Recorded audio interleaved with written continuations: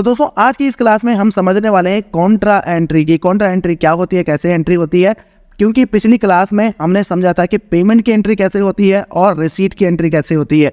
मतलब जब कोई पैसा हमारे यहाँ पे आता है, हमारे पास आता है, तो उसकी एंट्री कैसे होती है रिसीट में, और अगर हम किसी को पैसा दे रहे हैं तो उसकी एंट्री पेमेंट में कैसे होती है। अब यहाँ पे जो बात करते हैं इस क्लास में कॉन्ट्रा एंट्री की, क्योंकि कॉन्ट्रा एंट्री भी अपने आप में बहुत इंपॉर्टेंट है।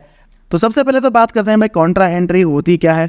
तो मैं कहूँगा कि भाई कॉन्ट्रा एंट्री वो होती है जिसमें कि आपके बैंक में पैसा आता है या आप बैंक से पैसा निकालते हैं। तो आप कहेंगे भाई ये तो पेमेंट से भी हो सकती है या रिसीट से भी हो सकती है, क्योंकि जब हमारे पास चेक आता है तो हम बैंक में ही तो डालते हैं, तो हम बैंक की एंट्री तो वहाँ पे भी कर रहे हैं। तो कॉन्ट्रा एंट्री अपने आप में स्पेशल क्यों है? तो दोस्तों बात ये है कि कॉन्ट्रा को अकाउंटिंग में बैंक से कैश और कैश से बैंक के लेन देन के लिए रिजर्व रखा गया है। मतलब कि इस फॉर्म में या इस वाउचर में या इस खाते में आप तब एंट्री कर सकते हैं, खाता तो नहीं कर सकते, इस वाउचर में तब आप एंट्री कर सकते हैं कि जब आप बैंक से पैसा ले रहे हैं, मतलब बैंक से पैसा निकाल रहे हैं, कैश निकाल रहे हैं, ठीक है।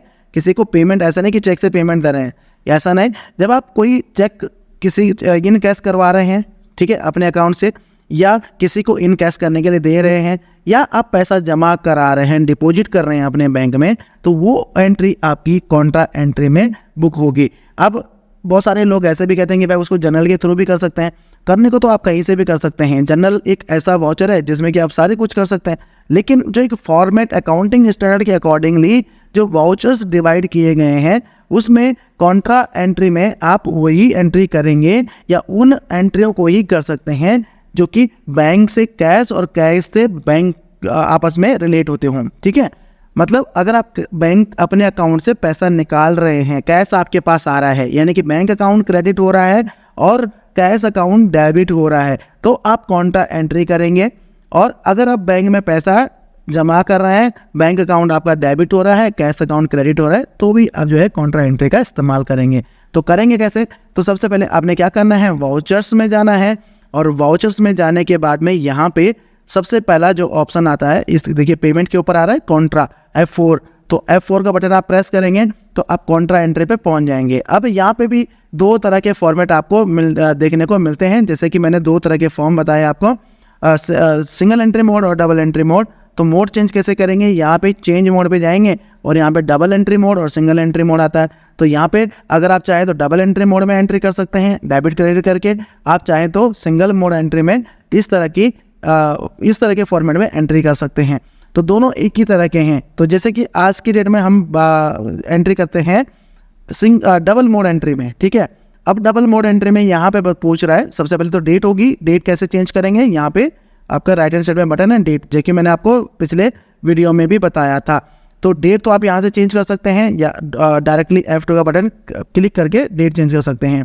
तो अब यहाँ पे आता है पर्टिकुलर में आता है कि भाई ये आपका क्रेडिट कौन सा हो रहा है, क्योंकि सबसे पहला जो क्रेडिट पार्ट है, तो क्रेडिट क्या हो रहा है, तो यहाँ पे क्या कंडीशन है, तो हम 1 लाख रुपए अपने बैंक में जमा कर रहे हैं, हमारे पास कैश पड़ा हुआ है, हम 1 लाख रुपए जमा कर रहे हैं। तो हम क्या करेंगे, क्रेडिट क्या करेंगे, कैश को क्रेडिट करेंगे, ठीक है। हमारे पास मतलब कम क्या हो रहा है, क्रेडिट क्या हो रहा है, कैश हो रहा है, तो कितना हो रहा है,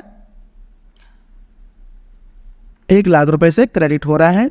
और उसके बाद यहाँ पे देखिए कर्जर आ गया, हम दूसरी चीज़ क्रेडिट नहीं कर रहे, हम यहाँ पे DR लिख देते हैं। तो डेबिट क्या हो रहा है, डेबिट हमारा बैंक हो रहा है, और कितने से हो रहा है जी, 1 लाख रुपए से डेबिट हो रहा है। अब उसके बाद आपके पास यहाँ पे डिटेल खुल जाएंगी। अब यहाँ पे भाई ये डिटेल क्यों खुली है, तो चेक से निकाल रहे हैं, कैश से निकाल रहे हैं, डिपॉजिट स्लिप से निकाल रहे हैं, तो हम क्या कर रहे हैं, हम अदर, क्योंकि हम डिपॉजिट स्लिप से निकाल रहे हैं। अब ध्यान रखना, यहाँ पे आप डिपॉजिट स्लिप डायरेक्ट टैली से भी जो है प्रिंट कर सकते हैं, वो जो है हर कोई बैंक उसको एक्सेप्ट करता है। अब डिपॉजिट स्लिप कैसे निकालने वो भी आपको बताऊंगा, लेकिन ये जो मैं आपको बताऊंगा डिपॉजिट स्लिप हो गया या चेक डिपॉजिट स्लिप हो गया, कैश डिपॉजिट स्लिप हो गया, ये मैं आपको बैंकिंग वाले सेशन में बताऊंगा। लेकिन उसके बारे में यहाँ पे डिटेल क्या क्या डालनी है वो बता देता हूँ, ठीक है। ये हो गया, एंड उसके बाद जो है यहाँ इंस्ट्रूमेंट नंबर हमारा कुछ नहीं आएगा, डेट कुछ नहीं आएगा, एंड ये हम आगे बढ़ जाते हैं।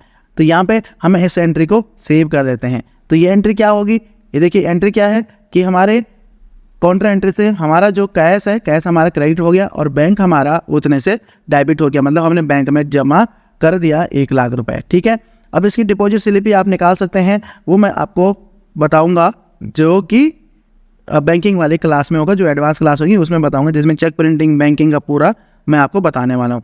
ठीक है, तो ये तो बेसिकली कॉन्ट्रा एंट्री है। तो कॉन्ट्रा एंट्री कैसे करनी है आपको अच्छे से समझ आ गया होगा। अब जो है अभी तो हमने कैश जमा किया था, अब मान लीजिए हम बैंक से निकालते हैं, कैश निकालते हैं, तो वो एंट्री कैसे करेंगे। तो वापस से हम चलते हैं वाउचर में, और यहाँ पे इस बारी हमारा क्रेडिट हो रहा है, कैश हो रहा है, और ये हमारा 50,000 रुपये हमने कैश निकाल दिए। अब निकालेंगे तो भाई किससे निकाल रहे हैं, चेक से निकाल रहे हैं, कैश से निकाल रहे हैं। भाई हमने चेक का दिया, मतलब योर सेल्फ का जो चेक होता है उसमें, तो उससे किया, तो उसमें 50,000 रुपये हो गए। चेक नंबर क्या है, 2 हो गया। अब ये देखिए ये चेक नंबर जो है ना, ये बहुत इंपॉर्टेंट चीज़ है, इसका जो है चेक रजिस्टर बनता है।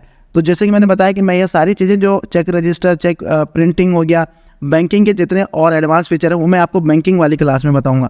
ठीक है, कौन सी डेट का है, 2 तारीख का है, और ये हम इसको, और डेबिट क्या हो रहा है हमारा, कैश निकाला है हमने, तो बैंक हमारा 50,000 से क्रेडिट होगा, और कैश निकाला है, कैश विड्रॉ किया, तो कैश हमारा डेबिट होगा। ठीक है, तो ये हो गया हमारा कैश। अब यहाँ पे कह रहे होंगे भाई ये 50,000 रुपये लाल रंग में क्यों दिखा रहे हैं यहाँ पे, क्योंकि ये माइनस में चल रहा है, क्योंकि पहले हमारे पास कैश नहीं था। तो इससे पहले की एंट्री हमने 1 लाख रुपये की थी कि भाई हमने 1 लाख रुपये बैंक में जमा कर दिया।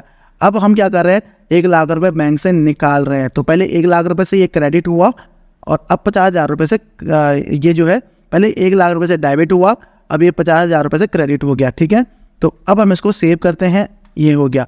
तो ये हमारा बैंक से पैसा निकालना या बैंक में पैसा जमा करना, उसकी एंट्री हो गई है। तो उम्मीद करता हूँ कि आपको अच्छे से समझ आ गया होगा। अगर आपकी कोई क्वेरी है तो मेरे को कमेंट बॉक्स में कमेंट कर सकते हैं।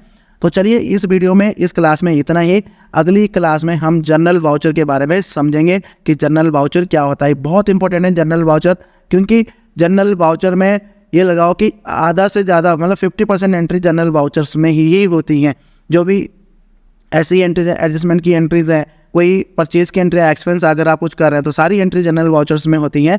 तो जनरल वाउचर्स बहुत ही इंपॉर्टेंट टॉपिक होने वाला है, तो अगली क्लास बिल्कुल भी मिस मत करना। तो चलिए धन्यवाद दोस्तों इस वीडियो को देखने के लिए। मिलते हैं अगली वीडियो में। अगर आपने चैनल को सब्सक्राइब नहीं किया तो जल्दी से सब्सक्राइब कर दो। वीडियो अच्छी लगी तो वीडियो को लाइक कर देना। Tata, bye bye.